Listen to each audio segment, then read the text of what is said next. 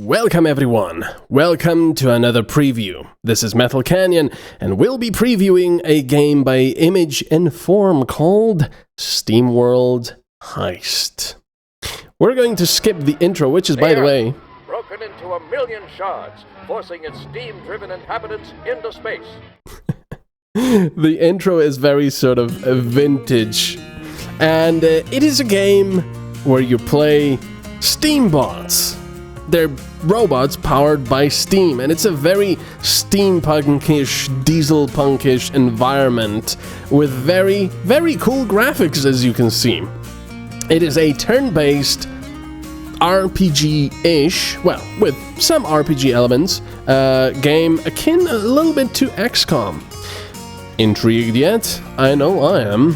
I've already covered SteamWorld Dig, if you remember, with a very similar name, and now we're doing SteamWorld Heist. So let's start the game, and actually we're going to continue my own game over here so I can show you some more of the mechanics and such. So here we are. This is our ship, and this is our character. Now you can't really select and customize your character mostly, and I say mostly, I'll explain that in a little bit, but this is the character you start with. There is a story, you can talk to your crew, and you're basically pirates, in a way. Smugglers / pirates. If you've ever seen the Firefly series, and if you haven't, I really, really recommend the Firefly series, or maybe not, because it's so good you'll be crying that it only has like 12 or 13 episodes, and then they've cancelled it, bloody bastards. But yes, it has a very Firefly-esque atmosphere. You are smugglers and pirates that are trying to survive and trying to do good with steambots. And the steambots, well, they're a few enemies you're fighting. At first you're fighting other steambots, which are called scrappers, and they're basically your run-of-the-mill pirates that just want to, you know, take over everyone, kill everyone, and be awesome. And I'm not going to spoil more of it. And now I'm actually fighting the royalists, which are diesel powered. Ooh. So they're, you know, they're a little more powerful, and they are well, basically they own everything because they're the royals. The royal family which controls everything and has the guards, has the soldiers. So anyway, enough babbling. This is our ship. You can freely move about the map here. But of course, at the beginning, you can't move too far because you're stopped by your reputation. So over here, for example, at the beginning, you only have just a tiny little bit of the map open, like here. You start with this little ship, and that's it. Then you can go to the bar, to this ship, and so on and so forth. So you actually have to finish your missions before you can go on to the next one. But sometimes the path forks, so you can go here, for example, to this trader, or you can keep going. But in the upper right corner, you've got your stars, which is the reputation for a given sector. So as you perform good deeds by, you know, taking out pirates and royalists, which are very much not liked by the general steambot population, you get reputation, and people let you through because of it. And you can also buy new stuff. So anyway, maybe let's go to this cargo barge. Yeah, let's go to this cargo barge. So what you do is you can check your missions. Like, for example, over here, you can bring 3 steambots onto this mission. You can bring 3 here. You can only bring 2 here. 3, 2, and so on and so forth. You get the idea. So the game actually dictates how many, you know, crew you can bring on a given mission.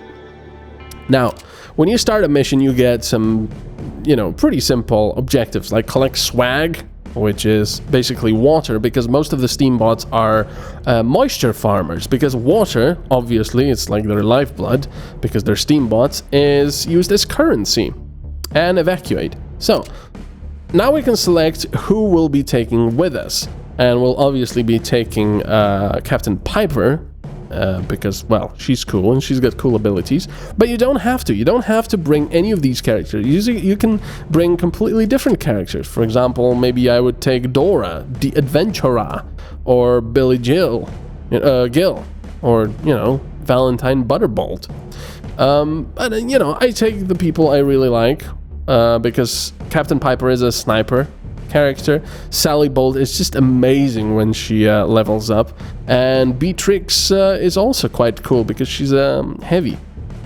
So anyway, then you select their weapons, and there's quite a few of them, as you can see. You collect these, you can buy them. They're quite expensive, though. But yeah, you collect swag, currency, and also these items and weapons. And then you can just equip your soldiers with them. And then I've got also this critical chance plus 50% because, you know, she uses a long-range pistol and she can't shoot after moving. So it's very important for me that I have a very high critical chance with which I can, you know, perhaps one-shot enemies. And I've also got these sidearms which give you a free shot, but only 2 uses per mission. And then you have the hat section. Now this is completely optional. You don't have to care about hats, but it's pretty cool. You collect hats, and you can just customize your, you know, your soldiers with them, and they just look cool. And what's even cooler, if you get a bullet that passes your head very close to you, they can actually knock your hat off instead of actually take your health. I mean, it's one or the other. But that is pretty awesome. What new stuff? Oh yeah, it's the jump pack. What's this? Oh yeah, the volcano coal. It's a wait. Oh yeah, it's 1 turn of invulnerability. Well, I'm not gonna be using that just now. So anyway, let's start the mission. Now all the ships are randomly generated and everything happens in 2D. So you might be saying, oh, that's not so cool as XCOM. XCOM is all 3D. Well, not really. If you think about it, if you think about XCOM, yes, it is all 3D, but you're only moving on a 2D plane. And yes, you do climb up and down, and so do you climb over here. Now you can play this game with a mouse, which I wouldn't really recommend. I mean, it works completely fine, but I find it just easier to just use WASD, space, and so on, and control. The controls are very well thought out. Everything is at your left hand, so in essence, you don't even have to use your right hand. Don't get any ideas, please. Or you can just use a controller, which the game actually recommends. But keyboard is completely fine. So anyway, we have our 3 robots over here. Now, as I said, the combat is turn-based. So, you know, just like in XCOM, you have 2 actions. You can move, or into the blue zone, you can sprint, and that takes your, you know, entire turn. Or you can move and shoot. Unfortunately, Piper over here cannot shoot after moving because she's got the sniper thing. So I'm going to move her probably to over here so we can open the doors. Oh, wait a second. There's also this part. No, let's move over here first. So I'm going all my people into position. And I also have to be a little bit fast because we have 8 turns until the alarm triggers turrets, as you can see in the upper right. Now, there's various... Actually, there's only 2 alarm types I've seen so far. There's a reinforcement alarm and a turret alarm. So let's open the doors. And we see, ooh, quite a lot of enemies, actually. Now, the way combat works is this. I can run over here, but unfortunately, I will only be able to shoot this guy in melee. Over to the lower right, you can see I've got various abilities. Now, if I click Control, I go into shooting mode. This is her, you know, main attack, and we'll do 9 to 10 damage because 9 damage from the weapon, and critical chance, which is 50% plus 1. I believe critical chance usually is increased with headshots. I'm not entirely sure, but if I press left control again, she also had the Mad Dog action, which activates to trigger unlimited kill shots during this turn. And now this is nice because she has the ability, Sally has the ability to take another shot after killing an enemy. She always gets a free shot after killing an enemy. But if you turn on Mad Dog, she gets unlimited shots after, you know, killings. But of course, she has to kill with every shot for that chain to continue. She also has the War Cry. Now the repair box is because I have the repair box equipped, and the Royalist Sidearm, which I've also equipped. Now this is a free shot. Now, These guys have only 4 health, that guy has 12, and he's actually quite difficult because he's got the shield. But yeah, these guys are way too low for our skills now, but let me just show you how this works. So anyway, if you want to attack, you don't select your target, but you actually aim the weapon yourself. Now, I love this mechanic. You might think, why? What's so special about this? You're just aiming. Isn't it a bit clunky? And the answer is no, absolutely not. It's actually very sort of organic. It feels good. Now, of course, because we're close by, and because she's not a sniper, this makes sense, you know? You have to sort of aim. And of course, she also doesn't keep her aim steady completely. None of them do, which you'll see can get quite tricky. So let's kill this. Right, I was talking so much, I actually missed that one. So there you go. You can miss like that. There's, you know, nothing is left up to chance. I mean, it is, but it's not percentage. It's not, I want to shoot at that guy, what percentage do I have to miss? The only percentage you have to miss is if you miss yourself visually. Now, because I have a sniper, the sniper, you can see, has a bullet path. Now, if I bounce my bullet off this turret, for example, I will shoot that explosive barrel and probably kill this guy over here and damage this guy. But I think we might be able to do... Well, we could just, you know, headshot this guy. Or... I don't know. You might also notice that some of the floors you can shoot through, and some of them you can't. Now this is, you can obviously see the difference. These platforms you can always shoot through, and you can also get shot at from below, so you have to be careful. And these platforms, well, more like floors, you can't. So the game makes it pretty clear where you can and cannot shoot. Now because I have an 87% critical chance, I'll probably go for the head and just finish off this guy, and they explode into a million pieces, which is pretty damn cool. Now, I only have one shot remaining. Beatrix. I could use the launcher or the mini nuke over here, which is also pretty good. I could actually show you that. Yeah, why not? Let's do that. Bang! A little bit of a slow motion there. Now these guys, it's their turn. That guy is melee. These guys are melee only. So, but this guy is very annoying because you can see if I try to shoot him, you can see that it's going to just bounce off his shield. I'm not going to do anything there. So I can't really attack him from here. If I could try attacking... Oh. Let's do the power shot. I can actually do a headshot if I bounce the bullet back here. Ow! I missed. Well, there you go. Now I can't do anything here, and I can't go past him because of his bloody shield. He's too big, which is unfortunate, but... we can just do this. Let's launch 2 missiles. Oops, or maybe not. Have I actually... How did I damage myself? That's odd. Right, well, this guy's gonna hit us. Let's move Beatrix over here. Yeah, not Beatrix, sorry, Sally. So I'm not doing too well here. I'm not being very strategic, but that's alright. Where are you going? It's not doing anything for some reason. Now, what you could do is go down here and then shoot them. And that's exactly what I'm going to do. So, I'm going to shoot this guy. Nice. Didn't even have to go for the head. And I get another shot. Because, well, she killed someone. There you go. Now that was fairly easy. Let's use the repair box. There we go. To repair fully. Now, if we look at the map, we can see that there's 2 bags with swag over here. There's one here and one here. Now, unlike XCOM, when you finish a mission successfully, you don't collect everything. You have to evacuate. So, you have to get all the swag and then get out. If you miss the swag, well, it's gone. You're not getting it. So, let's get that swag. But as you can see, you can repeat missions. So, that's not a problem. Let's go over here. Let's get Sally to go there, and Beatrix to pick up that swag. Now you can also pick up hats sometimes, which is pretty cool. Oh, there's a guy over here. Let's Pick that bag up. And shoot. There is no limited ammunition, except for, you know, certain utility items like rockets, grenades, and sidearms.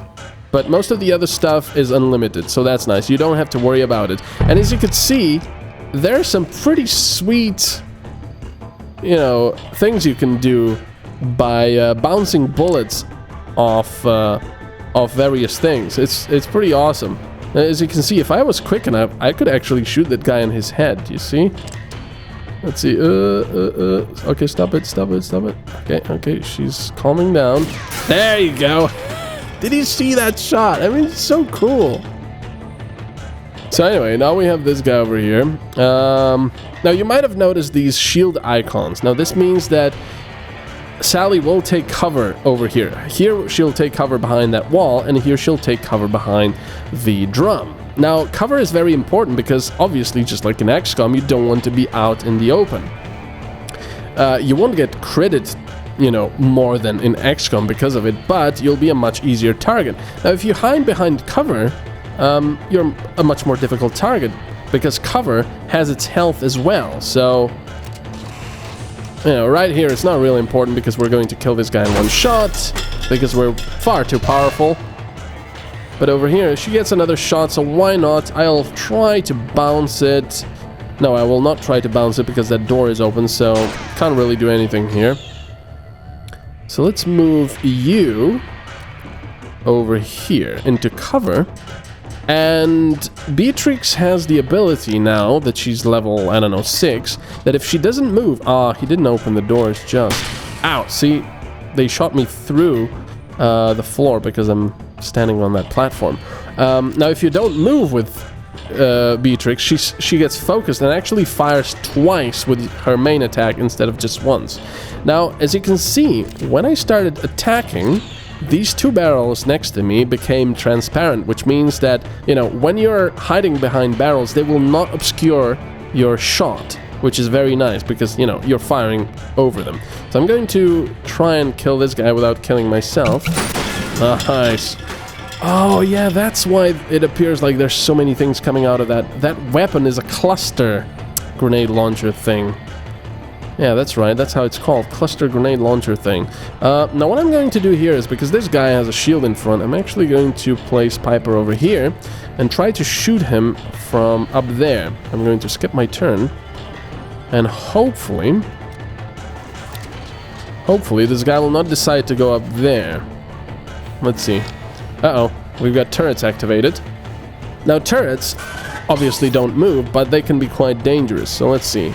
He's actually healing up, and he's now going to get killed. Now, that turret up here, I don't have to worry about, because this barrel is in the way, so I'll be fine for now. Now, this turret will be able to hit me quite nicely, so let's see who's gonna be best at killing this thing. Obviously not Beatrix, because she's gonna get...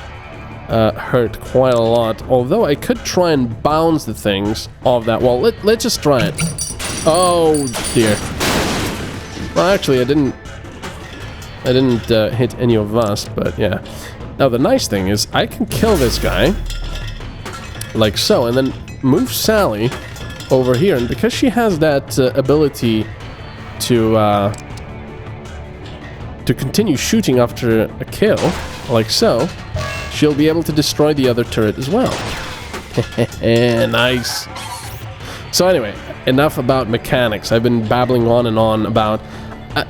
let me just put it straight without, you know, making this video too long. I absolutely adore this game. I adore it. The graphics are awesome. As you can see, they're really nicely hand-drawn. There's, you know, a few layers of background, if you can see. It's not just, you know, one layer of background. You've got the foreground, you've got the background, and then you've got another background, like here, for example, that container in the back, whatever it is, that pressure thing with the pipes. And then you've got, you know, the outside of the ship. You've got various barrels and such. And, of course, every enemy has their own ship design. The scrappers have this sort of really cobbled together steampunkish ships, and the Royalists have more of a slightly more advanced, you know, sci-fi dieselpunk designs, and it's pretty damn cool. And also, you know, first of all, the music is very cool. I have to mention the music because for those of you who love Steam-Powered Giraffe, you'll be happy to know that this game uses Steam-Powered Giraffe soundtracks. And that's pretty awesome, especially in bars. But also the general music, it does tend to repeat quite a lot because there's not a lot of tracks for combat and such. For example, Scrappers always have this track playing. I haven't heard any other tracks, and Royalists always have, you know, a different Royalist track playing. So that's, you know, a slight minus, but nothing to really, you know, write home about. Oh my god, that is so bad. And every ship, as we said, that guy has a crown. Hello. Always, ow, that was a bad idea. Now, if you get killed, you won't lose your characters, unlike in XCOM and XCOM 2 and so on. You will simply get a water penalty, or should I say currency penalty. So let's go and take the swag. Now, the main chest over here, you can see it's sort of greenish. I believe that's because we've already gotten it once, and I don't think the game will give us another one. But let's try it anyway. Now that we've collected all the swag, which was the mission objective, we can evacuate. So let's get out of here before more enemies arrive. There we go. And all we have to do is finish our turn over here, and we're out. And the game even nicely tells you that you've collected all the swag. Or, you know, if I haven't, it would say, like, I don't know, 76%. So let's finish the mission. I believe you don't really get any XP from killing enemies. I think. Don't quote me on that. And now comes the cool part of opening your swag bags. So let's open this one. I can already see that these ones will have water in them because they're white. This one will have something interesting, like a Scrapper sidearm, which is not really that good anymore because we've got Royalist sidearms. But hey, you know, we've got some water, a few gallons more. We've got a scoped carrion, not bad, you know, for these levels. And the ghost treasure of missions past. The epic swag has already been taken on this mission. This ghost chest will reward reputation, but no items. That's alright. So now I have to sell something because our inventory is actually full. I'm going to sell what we've just gotten, that pistol, because it's really no good right now. There we go. Objective, swag, and difficulty bonus. So you can see that you don't really get any XP for killing enemies, so there's no reason to, even though it's very satisfying to kill them. I really have to say that again. It's so satisfying to destroy enemy robots. I don't know how they've done it, but it's very satisfying. Probably because of all the cool sound effects and because they, you know, explode into many pieces. Now, Piper over here has leveled to level 7, and she gets a new ability. Let's see what it is. It's the Power Shot damage. Oh, Power Shot now deals +2 damage instead of +1. That's not bad. You have no, you know, control over what you get over here. I think their skills are actually set in stone, but you just uncover them as you go. And Sally's not gonna level up, and neither is Beatrix, but that's alright. So nice. If a character dies in a mission and you still complete the mission,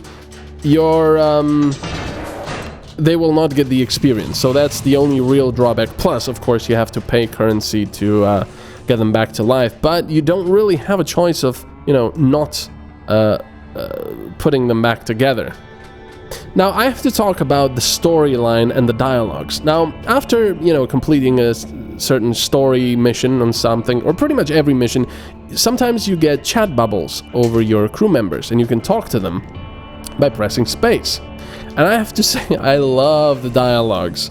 They're fairly short, but they're usually very witty. There's even some banter between the crew. There's some really bad Steam jokes, and I'm saying Steam jokes because I can't believe how well the writers have incorporated the whole Steam theme into the dialogues. You know, there's like I can't even think from the top of my head right now, but there's a lot of stuff that just works very well together. They're really good puns. So we can talk to Seabrass. Life's roughest storms prove the strength of your anchors. So now, right now, they don't really have anything story-wise to say. When it comes to ballin', you gotta hit first and hit hard. Oh yeah, she should have a Texan accent. Let's see what she says. When it comes to ballin', you gotta hit first and hit hard. Yeah, I really like her. Oh yeah, they're all they're called cowbots because they're cowboys and bots. Get it? And this guy's blub blub blub blub. He's a deep space diver, and one of the space dives went wrong, and he's lost the ability to speak. So yeah, you've got an overarching storyline, which actually I'm now rather intrigued when I'm at this point. And I don't know, I've played like 6.5 hours of this game. I've died many times because, you know, on some missions it's actually quite difficult and you have to be very careful. It can be a little bit frustrating, but you know, it just, I don't know, killing enemies just never gets old, even though that's pretty much all you do. And of course you can go to bars and let me show you that.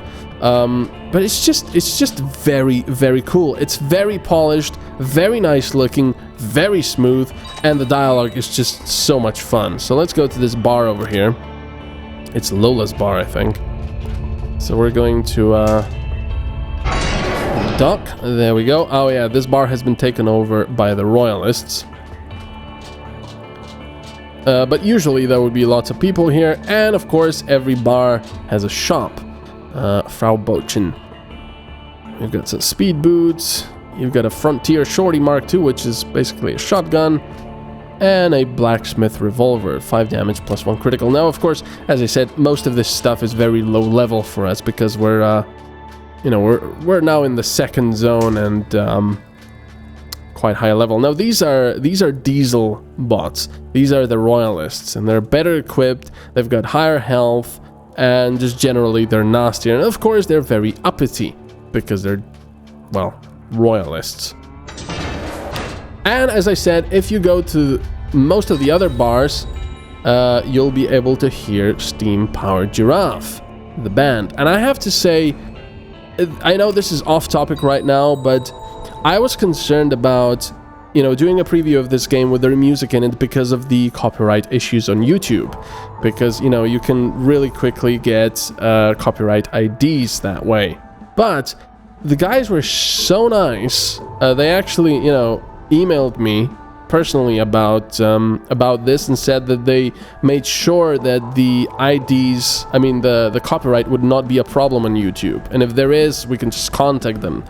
So, and the developer also, you know, took care of that. They actually went into contact with them first about this because obviously they use their music here, and I have to say that is just really wonderful. I mean, you can't believe how many times I have problems with games like, you know, oh yeah, you can use our game, but, you know, they don't tell me that they use licensed music, and that just gives you a lot of problems. Now over here, Powered Giraffe. They're not actually as a live band anywhere, but on some bars they're actually, you know, a live band of Steam bots. So that's pretty awesome. Anyway, thank you very much for watching. If you like turn-based games like this, let me just go so I won't be talking over him. Sorry, Powered Giraffe, you're awesome.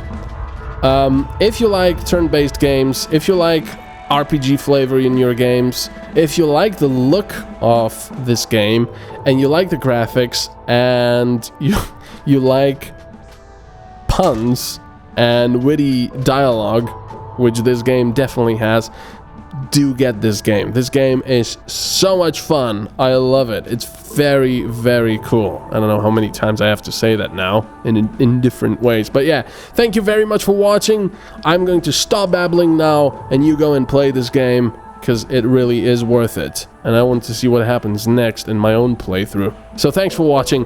I'll see you, well, on the other side of SteamWorld Heist. Bye-bye.